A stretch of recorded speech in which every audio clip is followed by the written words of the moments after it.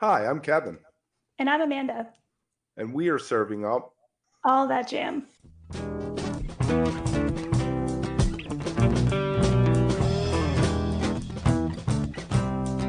All That Jam, Quick Hit. Tim Carbone on why jam band fans don't buy albums.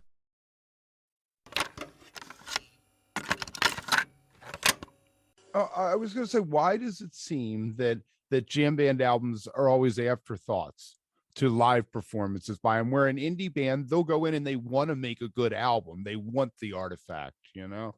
I can tell you why. Jam band fans don't buy records. That's it. I mean, that's what it comes down to. I mean, unfortunately, so if they made better albums, would people buy them? Great question. I think they would. I mean, the problem is that, here's the deal. I mean, I know this because I'm in a jam band and I have to deal with this stuff. The genre itself is basically people look down. It's only now starting to come into its own as like something that's recognized by the media and by the world at large. Most of the time, it's looked at like you couldn't, as a jam band. There's no way you're going to Europe and getting festival gigs. But maybe now that Billy Strings has kind of crashed open the door, it might happen. I mean, and then the other thing is, it's like the weirdest thing is that, like, there still is, the adjacent genre of Americana is huge in Europe, and so, but like, to me, Americana is more related to indie rock than it is to jam band music. And so what people don't want is a lot of wanking around with. This is exactly what I tell people not to do. That's what, in Europe, they don't really care if you can play, except, you have someone that's an extraordinary player like Billy Strings. But even if you look at Billy Strings, if you go see him live, it's equal parts song, singing, and like incredible playing. And all of those guys know how to play a solo, even if they're playing a lot of notes. It has beginning, middle, and end. It builds in dynamic. You know what I mean? So that when I always say, don't get out over your skis. It's not so much about me saying like you can't play your instrument. It's more about like you don't. If you're going to use 10,000 notes, you need to put them in the right order in order to make a great solo. And if you can't do that, play less notes. But if you're really great, even the great players like Billy Strings or name anybody, Chris Steele, go down the line. But when they're playing, they are so attuned to melody and how a solo is built within the song and how it relates to the song harmonically, and that's the genius of what they're doing.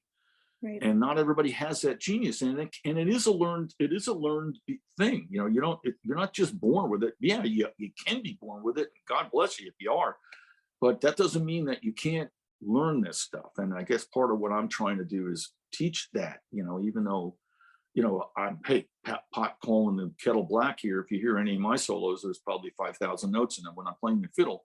But I don't have I willingly acknowledge I don't have the facility and the knowledge as a guitar player to play 10,000 notes. And I came from the blues world on the guitar, where it's not necessary to play 10. As a matter of fact, it's not only is it not necessary, it's not advised to play 10,000 notes. So that I'm working in that. And, in any of my instruments, I've never really taken any lessons. So I'm just working, I say, people go, music theory? I'm like, well, not really, but I know music theory because I play by ear, so, but many times I'll say, I'll go through, I'll have, I'll use 3 different colored pencils, right? And one is for each take, and I'll give them 3 tries to sing the whole song through, right? And then I'll make notes in red pen for the first, green pen for the second, and blue for the third. So I know what take I'm writing about. And this is good. This is a good part. And then I'll make a Frankenstein out of it. I'll make what's commonly known as a comp, And it's very, very typical. It's not, if you're getting a really great, like I work with this soloist, Cheryl Renee. It's a gospel singer that is actually a member of the Contribution, one of my other side projects. She's amazing. I've never made a Frankenstein with her. She just sings the thing, you just go like, that's the shit right there, man.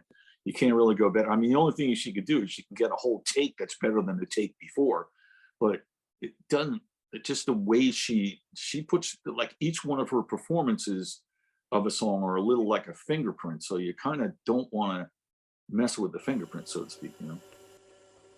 If you are enjoying All That Jam, please like and subscribe to our social media channels at All That Jam Pod on Twitter, Instagram, and Facebook, or visit our website, allthatjampod.com. Make sure to sign up for our email list and tune in every week for new episodes.